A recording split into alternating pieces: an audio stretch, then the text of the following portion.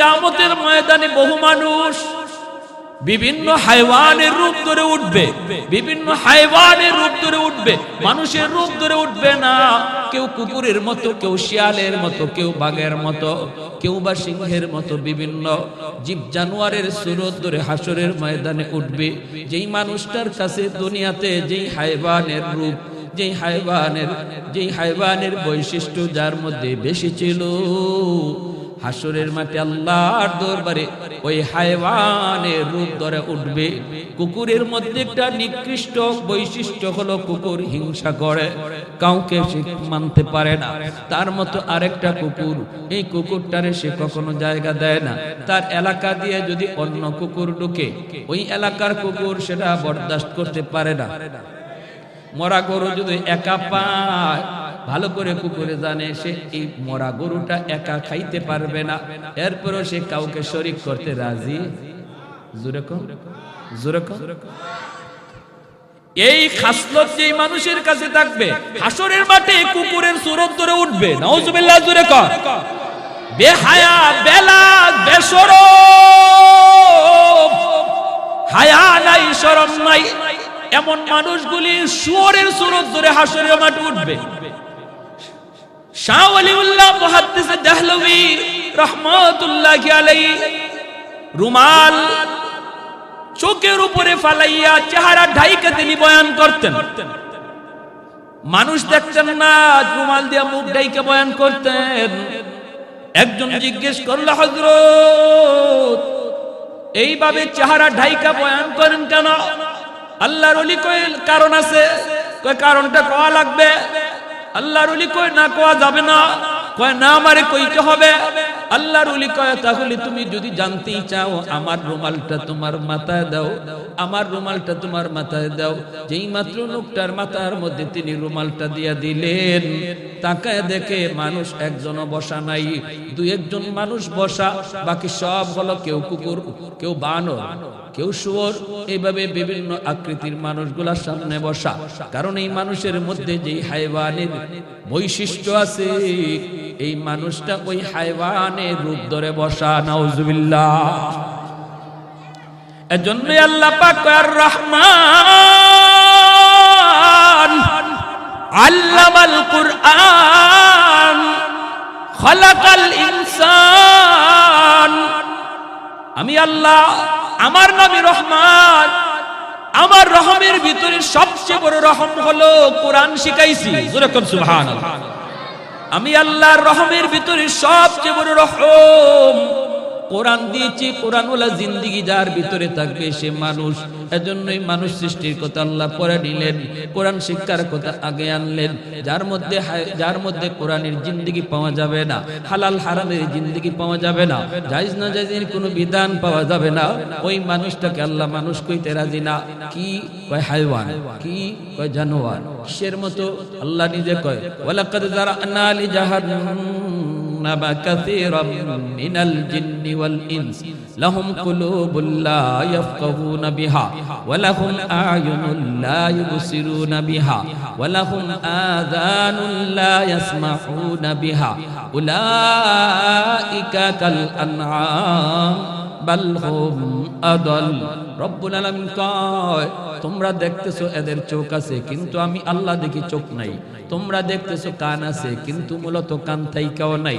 দেখতেছো বিবেক আছে, কিন্তু বিবেক থাইকাও নাই। হাইওয়ানেরও চোখ আছে, কান আছে। যেই মানুষগুলা চোখ কান থাকার পরেও হাইওয়ানের মতো চলে। হাইওয়ানের জীবনে হালাল নাই, হারাম নাই। একটা কুকুরের জীবনে জায়েজ নাই, না জায়েজ নাই। কুকুর যা পায় তা খায়, শিয়াল যা পায় তা খায়। মানুষ হয়েও যেই মানুষগুলা যা পায় তা খায়, হালাল হারাম বুঝে না, মানে না, আল্লাহ বলে এদের মধ্যে আর হাইওয়ানের ভিতরে তফাৎ না। আমার উপরে রাগ করেন না, এটা আমি মৌলবি কই না, এটা আল্লাহর কথা। উলাইকা কাল আনআম, উলাইকা কাল আনআম বাল হুম আদাল। আল্লাহ বলে এর চেয়ে নিকৃষ্ট, এর চেয়ে নিকৃষ্ট। হাইওয়ানের ভিতরে সবচেয়ে নিকৃষ্ট হলো কুকুর। হাদিস শরীফে আল্লাহ নবী বলেন, আদ-দুনিয়া জিফা ওয়া তালিবুহা কিলাব। দুনিয়া হলো মরা গরু, হালাল হারাম যে মানে না সে দুনিয়াদার। এই দুনিয়াদারের উদাহরণ নবী দিয়েছেন কুকুরের মতো। কুকুরের মতো, কুকুরের মতো কেন, কি জন্য? কই কুকুর মরা গরু পাইলে পরে এই কুকুরের আর হুঁশ থাকে না, মালিক বলে যায়। যেই মালিক তারে এত আদর করে খাওয়ায়, এত আদর করে যেই মালিক তারে পালে, এত মায়া করি, ওই মালিকের কথা কুকুর মরা গরু পাইলে পরে ভুলে যায়। মরা গরুকে 3 ধরনের প্রাণী খায়, মরা গরুকে 3 ধরনের প্রাণী খায়। এক হলো কুকুর, আরেক হলো শকুন, আরেক হলো শিয়াল। এই 3 ধরনের প্রাণী মরা গরু খায়। মরা গরুটা পাইলে পরে সারা দিন ভর শকুনে খায়, রাতের বেলা শিয়াল চলে আসে, শকুন তার গাছের ডালে চলে যায়, সারা রাত ভর শিয়াল খায়। সকাল হওয়া মাত্রই শিয়ালও তার ঠিকানা গর্তে চলে যায়। এরপরে কুকুর লাগাল পায়, কিন্তু কুকুর দেখবেন সে যখন মরা গরুর লাগাল পায় ঠিকানা ভুলে যায়। শিয়ালও তার ঠিকানা ভুলে নাই।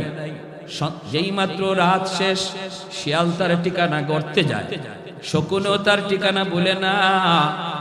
যেই মাত্র সন্ধ্যা হয়, শকুন মরা গরু থইয়া গাছের ডালে যায়, ঠিক না? কিন্তু কুকুর যদি মরা গরু পায়, রাত বুঝে না, দিন বুঝে না, ঠিক না? দেখবেন এখন তো মরা গরু কমই দেখা যায়।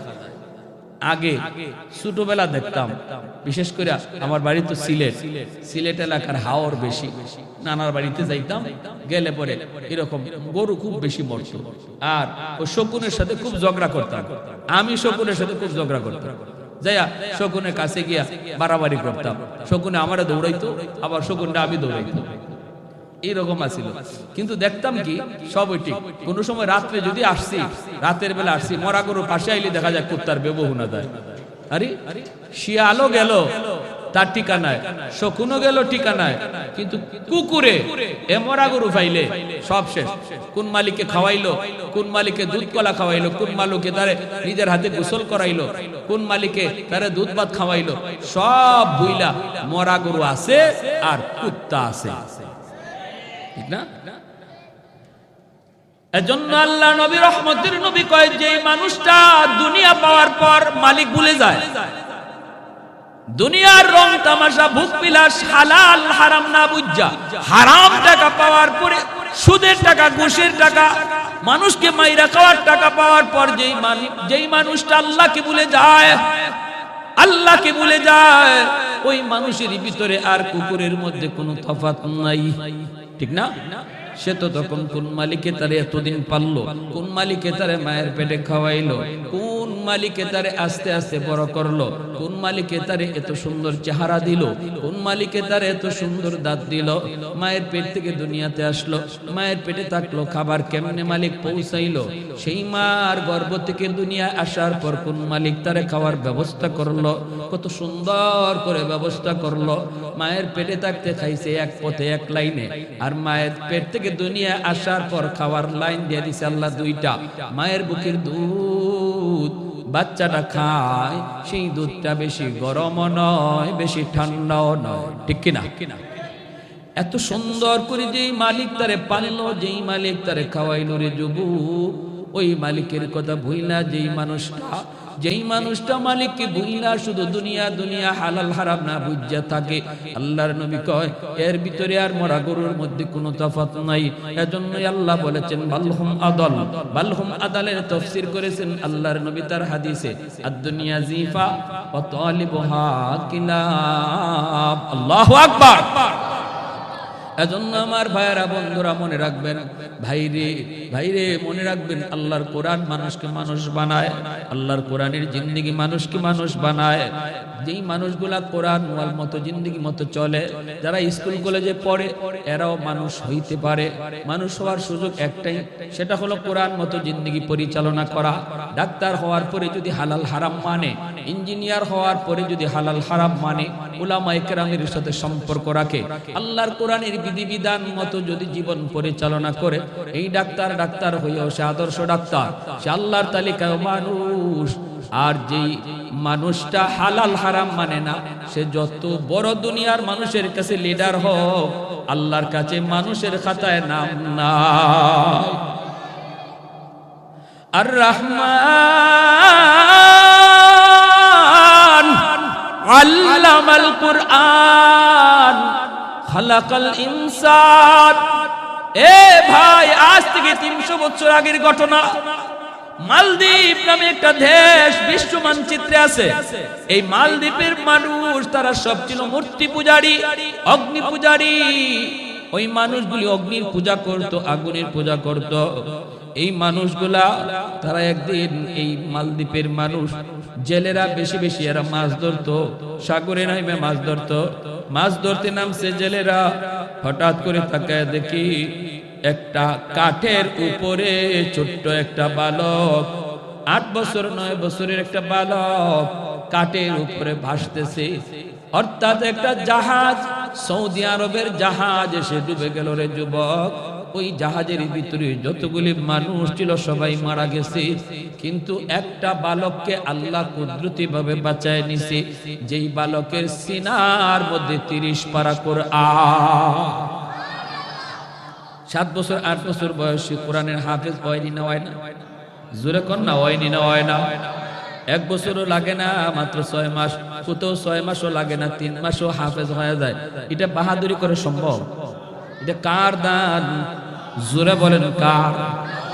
হাফেজে কুরআন, হাফেজে কুরআন কাঠের উপরে ভাসতেছে।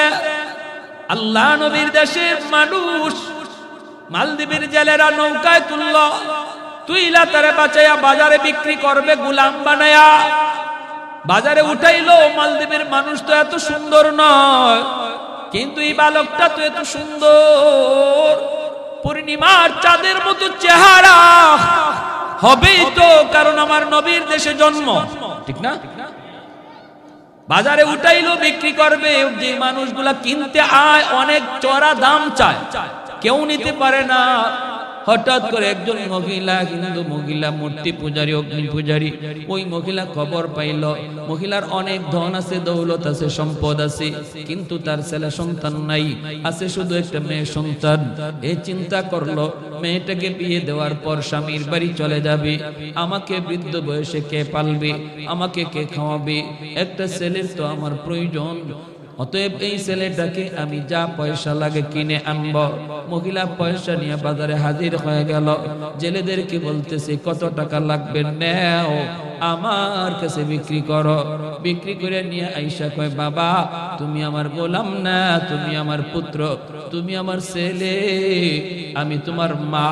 হাফেজ কোরআন মহিলাকে আম্মু কয়া ডাকে, বোনটারে বোন কয়, বোনও তারে ভাই কয়। চলছে সুন্দরের সংসার, সুন্দরী চলছে। হঠাৎ করে একদিন হাফেজ কোরআন দেখে মা কাঁদতেছে। মা তুমি কেন কান্দো, কান্নার কারণ কি? মহিলা কয়, বাবা রে, ও বাবা, প্রতি বছর মালদ্বীপে সিডর হয়, জলোচ্ছ্বাস হয়। রাত যখন 12টা বেজে যায়, প্রতি বছর নির্ধারিত টাইমে, নির্ধারিত রাতে মালদ্বীপে সিডর হয়। পানি আইসা বহু মানুষকে মারে, বহু মানুষের প্রাণহানি ঘটে। বাদশাহ জ্যোতিষীদেরকে বলেছিল, জ্যোতিষীরা, জ্যোতিষী বিদ্যা পরে তোমরা বের করে দেখো এটা কেন হয়, কি জন্য হয়। জ্যোতিষীরা গণকেরা বলল, এটা একটা খবিস জিন্নাতের কারসাজি। এই জিন্নাতের কারসাজি, খবিস জিনের কাজ। ওর কাছ থেকে যদি বাঁচতে হয় তাহলে সাগরের পারে যে একটা রাম মন্দির, এই রাম মন্দিরে একজন কুমারী সুন্দরী মেয়েকে প্রতি বৎসর এই রাতে রেখে দিতে হবে সন্ধ্যার সময়, তাহলেই সিডর হবে না। কিন্তু সকাল বেলা মেয়েটাকে জীবিত পাওয়া যাবে না, সকাল বেলা তার লাশ পাওয়া যাবে। বাদশাহ কয়, ক্ষুদ্র স্বার্থ জলাঞ্জলি বৃহৎ স্বার্থের কারণে সুন্দরী মেয়েদের তালিকা তৈরি করো, প্রতি বছর লটারি দেওয়া হবে।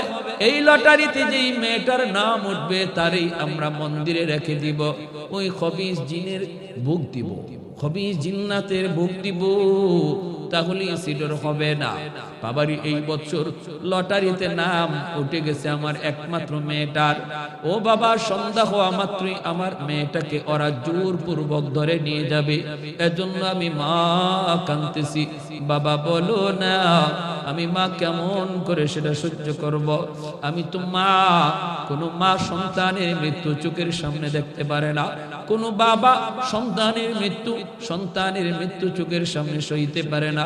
কত মা এমন আছে কয়, মালিক আমার হায়াতটা আমার সন্তানরে দিয়ে দিলাম, তবু আমার সন্তানরে তুমি বাঁচাও। মা হাউমাউ করে কান্দে। হাফেজে কোরআন কয়, মা টেনশন তুমি করো না, সমাধান আমি দেব। আল্লাহু আকবার, জোরে কান। মা তুমি টেনশন করো না, সমাধান আমি দেব। মহিলা কই, বাবা তুমি আবার কেমন করে দিবা? হাফেজে কোরআন কই, মা আমার বোনটারে নানার বাড়ি পাঠায় দাও। নানার বাড়ি নানির হাতের পিঠা খা, আর বোনের জামা কাপড় পরাইয়া আমাকে মেয়ে লোক বানাইয়া পালঙের উপর বসায় রাখো। ওরা আমাকে মেয়ে লোক মনে করে নিয়ে যাক, মন্দিরে রেখে দেখ, এরপরে আমি বুঝবো আর জিনে বুঝবে। আল্লাহু আকবার। খবির জিনের কত বড় শক্তি আমি দেখব।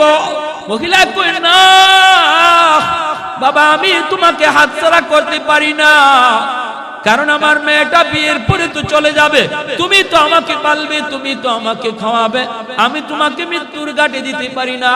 হাফেজে কোরআন কয়, মা তুমি তো মনে করছো আমাকে জিনে মেরে ফেলবে, কবি জিনে আমাকে খেয়ে ফেলবে, কিন্তু মা গো তুমি জানো না আমার সিনার মধ্যে আল্লাহ কি রেখে দিয়েছে।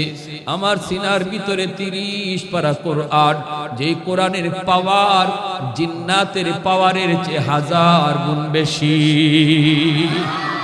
আরেকটু জোরে সুবহানাল্লাহ, আরো জোরে আল্লাহু আকবার। মুসলমানের আওয়াজে আল্লাহু আকবার। ভাইরা আমার, যেই মাত্র কই মা আমার সিনার ভিতরে 30 পারা কোরআন, আমার কোনো ক্ষতি হবে না গো মা, টেনশন তুমি করো না, টেনশন করো না। এই কথা বলা মাত্রই মা কই, বাবা বুঝি না তুমি কি কইতে চাও। কয়, মা এত কিছু বোঝা লাগবে না, যা বলছি তুমি তা করো, যা বলছি তুমি তা করো। মহিলা খেতো হিন্দু মানুষ, মূর্তি পূজারী, অগ্নি পূজারী, সে কোরআনের মহত্ব বরত্ব বুঝে না, জানেও না। সন্ধ্যা হওয়া মাত্রই সরকারি ফৌজ চলে এসেছে, দরজায় নক করেছে, টক টক করে। মা দরজা খুলে দিয়ে দেখে সরকারি ফৌজ। এখনই তোমার কলিজা কাইপা উঠছে, হায় রে আমার ছেলেটারে নিয়ে যাবে, মেয়ে মনে কইরা, মেয়ে লোক মনে কইরা আমার ছেলেটারে নিয়ে যাবে। আমার ছেলেটারে আর মনে হয় পাবো না। মহিলায় কয়, রাম রাম রাম। হাফেজে কোরআন কয়, মা গো রাম রাম কইও না, রামে বাঁচাইবার ক্ষমতা বাঁচাই কে? আরে একটু জোরে কে? সব মারা গেল, জাহাজ ডুববে, বাঁচাইলো কে? আল্লাহ চাইলে পারেনি না পারে না। যারে আল্লাহ রাখে কেউ তারে মারতে পারে না, আর যারে আল্লাহ ধরে কেউ তারে সারাইতো। জোরে কর, ইন্না বাতুশা রাব্বিকা লাশাদীদ। আল্লাহর ধরা বড় কঠিন। ধরে না, ধরলে আল্লাহ ছাড়ে না, ঠিক কি না? হুট করে আল্লাহ ধরে না, আল্লাহ সময় দেয়, সুযোগ দেয়, বান্দা দেখি এরপরে ফিরে আয়, এরপরে ফিরে আয়। যখন আয় না তখন ধরে। ফেরেশতারা আল্লাহ ফজরের নামাজটা পড়ছে না, সকালবেলা নাস্তা দিমু, আল্লাহ দি আল্লাহ জোহরের টাইমে মনে হয় আমার বান্দা নামাজে আইব, জোহরের টাইমটা তো নামাজ আইলো না। ফেরেশতার আল্লাহ দুপুরে খানাকে হাজির করব, আল্লাহ কয় দিয়া দেও, রিজিক বন্ধ করো না, আসরের নামাজে আমার বান্দা আইব। যেরকম সুবহানাল্লাহ। আসরও আয় না, তখন আল্লাহ কয় মাগরিবে আইব। আল্লাহ এতটা সুযোগ দিয়া দেয়। যেরকম সুবহানাল্লাহ। আলা কুল্লা ইয়াউমিন ওয়াল আরদা ইস্তাজিলু রাব্বাহু। জমিন কয় মালিক দাবায় দেই। ওয়াল মালাইকাতু ইস্তাজিলু রাব্বাহু ওয়াল বাহরা ইস্তাজিলু রাব্বাহু। ফেরেশতারা কয় আল্লাহ ধ্বংস করে দেই, আর কত দেখবো, আর গুনাহ কত দেখবো, আর সহ্য হয় না। আল্লাহ তুমি কও। জমিনে কয় আল্লাহ আর কত দেখবো, আর কত দেখবো, ভাল লাগে না। আল্লাহ আর কত দেখবো, সহ্য হয় না। সাগর মহাসাগর আল্লাহ আর সহ্য হয় না, আমি এই বঙ্গোপসাগরের পারে আইসা কক্সবাজারের সমুদ্র সৈকতে তোমার কুদরত দেখা দেখা সুবহানাল্লাহ জিকির করব। তা না করে তারা নষ্টামি করে, গান বাজনা করে, বেহায়ামি করে, বেলাজি করে। ও মালিক, আমি সাগর আর কত দেখবো? আসবিরু আল্লাহ আসবিরু ইলা মাতা আসবিরু, ধৈর্য ধরবো তো আর কত কাল ধরবো, ধৈর্য ধরবো তো আর কত কাল। আল্লাহ কয় উসকুত, চুপ থাকো, আমার বান্দা বান্দির ভিতরে তোমরা নাক গলাবা না, নাক গলাবা না। আমি আল্লাহ আমার বান্দার অপেক্ষায় আছি। দিনের বেলা তওবা করলো আমি তওবা কবুল করব, রাতের বেলা তওবা করলো কবুল করব। যখন সুবহানাল্লাহ, কোন এক টাইমে দেখো আমার বান্দা আমার কাছে তওবা করে কিনা, করলি আমি আল্লাহ কবুল করে নিব। সুবহানাল্লাহ। আমার ভাইরা, এইবার দেখা গেল কয় কয় রাম রাম কে চিল্লাইতেছে। এখন হাফেজ কোরআন কয় আল্লাহ রে রাম হবে না, রাম রামে আর তো ভগবান কইতে দেরি লাগে, ভগবান বানাইতে দেরি হয় না। বট গাছও ভগবান, গঙ্গা নদীও ভগবান, গাইও ভগবান, বট গাছও ভগবান, তুলসী গাছও ভগবান। আল্লাহ নবী বাইতুল্লাহর ভিতরে মূর্তি পাইছেন 360টা মূর্তি আছিল। বাইতুল্লাহ কয়টা? 360টা। বর্তমানে দেবতা হইল কয় কোটি? 33 কোটি দেবতা হইছে। কতটা? 360 আসিল দেবতা, বর্তমানে চলছে 33 কোটি দেবতা। এটা যে আরো কত কোটি যায়, কারণ অবাক কিছু দেখলেই, আশ্চর্যের কিছু দেখলেই ভগবান বানাইতে দেরি হয় না। বট গাছ বয়স কত? 100 বছর, হয়তো ইডুই ভগবান। গাই, ওরে আল্লাহ দুধ দেয়, উলান কাটলে দুধ পাওয়া যায় না, তে ভগবান এটাই। তুলসী গাছ, এটা কেন লাগে ভগবান? এটা খাইলে, এটার পাতা খাইলে কাশ কমে যায়, তে এটাই ভগবান। হইছে নি? কাম হইছে? উসমান হারুনি ইনি গেছেন খাদেম লইয়া, শীতের দিন প্রচন্ড শীত, উনি ওযু করবে, ওই অবস্থায় দেখতেছে কি যে পানিটা, ওযুর পানিটা একটু গরম করবে উসমান হারুনি। তো খাদেমকে বলতেছে, বাবা দেখতো একটু আগুন নি পাওয়া যায়, আমি একটু ওযুর পানিটা গরম করব। তো খাদেম যায় পাইছে আগুন, কিন্তু আগুনের পাশে মানুষজন আগুনের পূজা করে। উনি গিয়া কয়, ভাই একটু আগুন দিবা? ওই লোকগুলা কয়, না, আমরা আগুনের পূজা করি, আমরা কোনো মুসলমানরে আগুন দিতে পারি না। খাদেম আইসা কয়, হুজুর এরা আগুন দিবে না কেন? কয় ওরা আগুনের পূজা করে, এজন্য আগুন আমাগরে দিবে না। উসমান হারুনি তিনি খাজা মঈনুদ্দিন চিশতি রহমতুল্লাহি আলাইহির উস্তাদ, তিনি চলে গেছেন, গিয়া বলতেছে, ভাই একটু আগুন দাও না। কয় না, বললাম তো দিব না। কেন? কয় আমরা আগুনের পূজা করি। কেন? কয় আগুনের পূজা করি এজন্য, আমাদের বাপ দাদাও করছে। কেন করছে? কই যা শুনছি আগুনের পূজা করলে মরণের পরে আগুন জ্বালাবে না, আগুনে একটু মায়া করবে, এজন্য আমরা দুনিয়াতে আগুনের পূজা করি। উসমান হারুনিকে ভালো কথা, মরার পরে যদি আগুনে তোমাদেরকে মায়া করে পূজা করলে, তাহলে তো পূজা করতায় আরো বেশি করে করো, তবে একটু টেস্ট করে দেখো না তোমাদের পূজা এই মূর্তি কবুল করতেছে কি না করতেছে না, সে কি তোমাদের পূজার উপরে সন্তুষ্ট না অসন্তুষ্ট, এটা একটু টেস্ট করে দেখো। দুনিয়াতে মূর্তি পূজারীরা কয়, আগুন পূজারীরা কয়, এটা আবার কেমনে?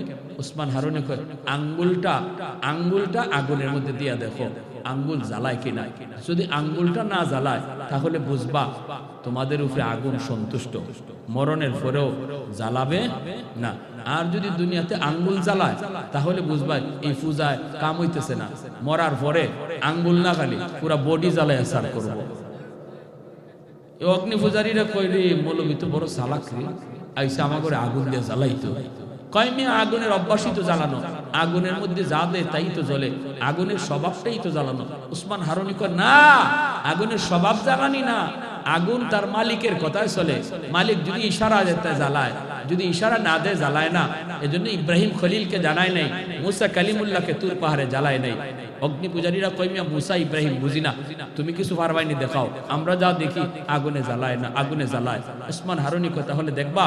এই বইলেই ছোট্ট একটা বাচ্চারে টাস করে কুলে নিয়া একটা লাফ দিয়া আল্লাহু আকবার কইয়া আগুনের ভিতরে চলে গেছে। মূর্তি পূজারীর দল একজন আরেকজন কয় রাম রাম রাম রাম রাম, কয় মৌলবী মরছে মরুক, কিন্তু আমাদের ছোট বাচ্চাটার কি দোষ ছিল? পোলালুয়া তো লাগতেছে। উসমান হারুনি আগুনের ভিতরে ওরা চিল্লাইতেছে, চিল্লায় নিজের বাচ্চার লাগে, উসমান হারুনি লাগে না, উনি জ্বলছে জ্বলছে, বাচ্চাটারে জ্বলে গেছে। হঠাৎ করে তাকায় দেখে আগুনের ভিতরে উসমান হারুনি ছোট বাচ্চাটারে চুমাকায়, আদর করে আগুন আগুনের মতো কইরা লাফায়। আল্লাহর ওলিয়ার বাচ্চাটার গায়ে আগুন লাগে না। আবার তিনি আগুনের ভিতর থেকে বেশ কিছুক্ষণ সময় কাটাইয়া আল্লাহু আকবার বলে তিনি বের হয়ে আসলেন। এইবার অগ্নি পূজারীরা কয় হায় হায় হায়, এতদিন যাবত আমরা কারে ভগবান কই? আগুন তো ভগবান না, আগুনের চেয়ে বড় ভগবান হলো যারে আগুন জ্বালাইছে না। ওই বুঝছেন ভগবান কেমনে বাড়ায় দেখেন। এখন উসমান হারুনির সেজদা দেওয়া শুরু করছে, কয় আপনিই ভগবান, আগুনে আপনারা জ্বালাইছেন আপনি। উসমান হারুনি লাঠি লইয়া, জাহিলের জাহিল, তোমরা তো দেখলেই ভগবান কইতে দেরি। আরে আমারে যে আগুন জ্বালাইছে না, এটা আমার কোনো কৃতিত্ব আর বাহাদুরি না। আমি যেই মালিককে মালিক কইয়া ডাকি, আমি যেই মালিকের পূজা করি, গুণগান গাই, এই মালিকের যদি ইবাদত বন্দেগী তোমরা করো আর তারে চিনো আর তারে মানো, তাহলে আগুন তোমরারেও জ্বালাবে না, সাথে সাথে সব কালেমা পড়ে মুসলমান হয়ে গেল। ভাইয়েরা আমার, মহিলায় কয় রাম রাম, হাফেজে কোরআন কয় না, চিল্লায় না। এরপরে সরকারি ফৌজগুলি ভিতরে ঢুইকা চেহারা দেখা কয় হায় রে, এত সুন্দর মেয়েটা, আজ আমরা এই মেয়েটাকে জিন্নাতের ভোগ বানাবো, রাম মন্দিরে রেখে দিব। হায় হায় হায়, হাফেজে কোরআনকে নিতে চায়। ভাইয়েরা বন্ধুরা, সে বলতেছে আমাকে ধরা লাগবে না, আমাকে টান দিতে হবে না, জোর জবরদস্তি করতে হবে না, আমি নিজেই মন্দিরে যাব। এই বইলে সে রওনা দিল। বলুন তো, মেয়ে লোকের পোশাক পরা যে বসা, সে কি মেয়ে লোক নাকি ছেলে? মেয়ে না ছেলে? সরকারি সৈন্যরা কয় মেয়ে, এটা মনে করে নিতেছি, ভালো কথা। মন্দিরে রাখছে, রাখে চলে আসছে, সকালবেলা গেল আসান। আর হাফেজ সাহেব মন্দিরের ভিতরে ঢুককেই মেয়ে লোকের পোশাক খুললা, ভিতরে তার যে পোশাক ছিল এই পোশাক রাখা, জায়নামাজ একটা ছিল, জায়নামাজ মন্দিরের ভিতরে জায়নামাজ বিছাইয়া আল্লাহর কদমে সেজদা দেওয়া শুরু করছে। ঘটনা লিখছেন কে? বিশ্ববিখ্যাত পর্যটক আল্লামা ইবনে বতুতা, তার কিতাব রিহলাতে ইবনে বতুতা নামক কিতাবের মধ্যে আজ থেকে 300-350 বছর আগের বাস্তব ঘটনা। বর্তমানে মালদ্বীপ একটা মুসলিম দেশ, কিন্তু তখনকার 300-350 বছর আগে মুসলিম দেশ ছিল না। কেমন করে মুসলিম হলো এই মালদ্বীপের জনগণ, সেই ইতিহাসটা বলতেছি। আমার ভাইরা, যেই মাত্র হাফেজ সাহেব সে এখানে জায়নামাজ বিছাইয়া আল্লাহর কোরআন তেলাওয়াত শুরু করে দিয়েছে, যেরকম সুবহানাল্লাহ। রাত যখন 12টা বেজে গেল, সরকারি পাগলা ঘন্টা বাজানো হয়, সরকারি পাগলা ঘন্টা বাজানো হয়। বিপদ বিপদ বিপদ সংকেত, জনগণকে সতর্ক করা হয়, সিডর হয়ে যাবে। ভোগ যদি জিন্নাতের পছন্দ না হয় তাহলে কিন্তু সিডর হয়ে যাবে। সবাই সতর্ক। হাফেজ সাহেব মন্দির থেকে সাগরের দিকে তাকায়, তাকায় দেখে পানিটা এরকম বিপজ্জনক আকারে উঠতেছে, উঁচু পাহাড়ের মতো পানিটা উঠতেছে। এমনি হাফেজে কোরআন মন্দির থেকে চোখের পানি ধরায় কয় মালিক, আজ প্রমাণ হবে জিন্নাতের পাওয়ার বেশি নাকি তোমার কালামের পাওয়ার বেশি। আজ প্রমাণ হবে গো মালিক, জিন্নাতের পাওয়ার বেশি, ওই পানি আর সিডরের পাওয়ার বেশি নাকি কোরআনের পাওয়ার বেশি। পানি যখন সাগরের মতো, সাগর থেকে পাহাড়ের মতো উঁচু হইয়া পানিটা সামনের দিকে আগায়, এমনি হাফেজে কোরআন আল্লাহর কালাম সূরা ইয়াসিন পয়রা ফু দেয়, সূরা ইয়াসিন পয়রা ফু দেয় রে আল্লাহর গোলাম। সূরাতুল ইয়াসিন হলো কোরআনের হৃৎপিণ্ড, সূরাতুল ইয়াসিন হলো কোরআনের হৃৎপিণ্ড। এই সূরার অনেক দাম, অনেক দাম। এই সূরা পয়রা যখন ফু দেয়, আল্লাহ পাক এই ফুটাকে অ্যাটম বোমার মতো শক্তিশালী বানাইয়া পানির বিপরীতে আল্লাহ পাঠায় দেয়। সাগরের মাঝামাঝিতে যা আক্রমণ করে, পানিটা আবার পানির মধ্যে দেবে যায়, সিডুর আর হয় না, সাগরের মধ্যে পানিটা আবার নিস্তেজ হয়ে যায়। সকালবেলা তারা গেছে লাশ আনার জন্য, সকালবেলা গেছে লাশ আনার জন্য, যায় দেখে লাশের কোনো বংশ নাই, বরং মন্দিরের ভিতরে একজন হাফেজে কোরআন কোরআন তেলাওয়াত করতেছে। সরকারি ফৌজদারা যে কই লাশ কই, হাফেজ সাহেব কই লাশ কোথায় পাবা? কয় কেন, গত রাত যে আমরা মেয়েটারে আনলাম। কয় গত রাত তোমরা মেয়ে লোকরে আনো নাই, কারে আনছি? কয় আমারই আনছ। চোখগুলো বড় বড়, কি কষ্ট, আমরা আনলাম মেয়ে মানুষ, তুমি ছেলে মানুষ। আরে বলো, আমি আমার বোনের কাপড় চোপড় পইরা মেয়ে লোক সাজ্জা বসা আছিলাম। তুমি বসা আছিলা মন্দিরে? তুমি আসিলা? বলে হ্যাঁ মন্দিরে আমি ছিলাম। কত সিডরও হলো না, তুমিও মরলা না। সিডরও হলো না, তুমিও মরলা না। ঘটনা কি? হাফেজে কোরআন কয় তোমরা কি মনে করেছো আমাকে জিন্নাত মেরে ফেলবে? তোমরা তো কেউ জানো না আমার সিনার ভিতরে আল্লাহ কি পরিমাণ পাওয়ার রেখে দিয়েছে। 30 পারা কোরআন, ওই কোরআনের পাওয়ার সিডুর আর জিন্নাতের পাওয়ারের চেয়ে 1000 গুণ বেশি। আমি 30 পারা কোরআন পড়া লাগে নাই, শুধুমাত্র সূরা ইয়াসিন পড়ছি রে। ইয়াসিনের পাওয়ারটাকে আল্লাহ পাক এত বড় বানাইয়া সিডুরের মোকাবেলায় পাঠাইছে। পানি পানির জায়গায় দেবে গেছে, সিডুর হয় নাই। সাথে সাথে এই খবর বাদশার কানে চলে গেল। বাদশা মন্ত্রী পরিষদ লইয়া মন্দিরে হাজির, হাফেজে কোরআনের সাথে দেখা করে। বাবা কি কও, একটু ভালো করে বলো। হাফেজ সাহেব যখন তার বাস্তব ঘটনাগুলি সব শোনায় দিল, বাদশার চোখ দিয়ে দর দর করে পানি পড়ে। বাদশা কয় হাফেজে কোরআন, ও আল্লাহর কালামের হাফিজ রে, এতদিন পর্যন্ত আমরা অন্ধকার ধর্মে ছিলাম, আমরা তো আল্লাহ চিনি নাই, মালিক চিনি নাই। আজ তুমি আইসা আমাদের কোরআনের পরিচয় শিখাইয়া দিছ, কোরআনের পরিচিতি আমাদেরকে জানাইছ। তবে আমার ইচ্ছা, মনের ইচ্ছা হলো আগামী বছর আমি নিজের চোখে কোরআনের পাওয়ারটা দেখতে চাই। যদি এমনই হয় তাহলে কথা দিলাম আমি বাদশাহ শুধু না, মন্ত্রী পরিষদ জনগণ লইয়া একসাথে তোমার হাতে কালেমা পড়ে মুসলমান হব। আগামী বছর এই দিনে আবারও তারে মন্দিরে রেখে দেওয়া হয়। সিডর হবে, আবারও সে এরকম কোরআন পয়রা ফু দেয়। আল্লাহ পাক কোরআনের পাওয়ার বাদশারে দেখাইলেন, মন্ত্রী পরিষদরে দেখাইলেন, জনগণরে দেখাইলেন। সবাই এক বাক্যে তখন হাফেজ সাহেবের হাতে হাত রেখে কালেমা পড়ে মুসলমান হয়েছে। সেই দিন থেকে মালদ্বীপের ইতিহাস হলো বদলে গেল, মানচিত্র বদলে গেল, ধর্মের পরিচিতি বদলে গেল। আজ বিশ্ব মানচিত্রে মালদ্বীপ হলো একটা ইসলামী রাষ্ট্র, একজন হাফেজে কোরআনের খাতিরে। আরেকটু জোরে কোন সুবহানাল্লাহ। ভাই মনে রাখবা, কোরআনের হাফেজের বাপ মাকে আল্লাহ পাক হাসরের মাঠে ডাক দিয়া কইব, কই আমার কোরআনের হাফেজের বাপ মা? আমি আল্লাহ নূরের মুকুট লইয়া বসা, নূরের মুকুট লইয়া আল্লাহ পাক বসা থাকবি। দুনিয়াতে আজকে উস্তাদগণ তাদেরকে পাগড়ি মাথায় দিয়ে দিবে, কিন্তু আমরা যারা পাগড়ি দেব বাচ্চাদেরকে, এই বাচ্চাগুলির বাপ মার চেহারার দিকে আল্লাহর মায়ার নজর। কারণ দুনিয়ার জগতে তার বাপ মা কত কথা শোনা লাগছে, মানুষজন তারে বাধা দিছে, কতজনে কত কথা বলছে না মাদ্রাসায় পড়ায় না, মাদ্রাসায় পড়লে খাইবে কেমনে, চলবে কেমনে, সংসার পালবে কেমনে, বউ পালবে কেমনে, কত কত কথা, কত কথা। সমাজের মানুষ চলতেছিল একদিকে স্রোতের তালে তালে, স্কুল কলেজ ভার্সিটির দিকে, কিন্তু যেই হাফেজে কোরআনের বাপ মা স্রোতের তালে তালে চলে নাই, স্রোতের উল্টা দিকে চলছে আমার আল্লাহকে খুশি করার জন্য। ওই বাপ মার চেহারার দিকে আল্লাহ মায়ার নজরে তাকায়।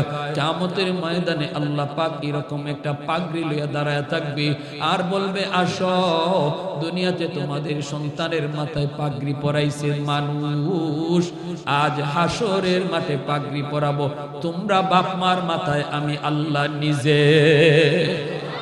মান করা আল কুরআন ওয়া আমিলা বিমা ফিহি উলবিসা ওয়ালিদাহু তাজান ইয়াউমাল কিয়ামা।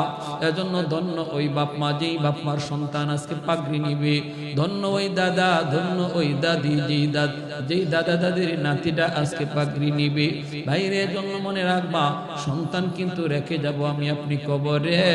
এই সন্তান যদি সদকায়ে জারিয়া হয়, সে যদি হাফেজ হয়, আলেম হয়, কিয়ামত পর্যন্ত তার দ্বারা হাফেজ হবে, আলেম হবে।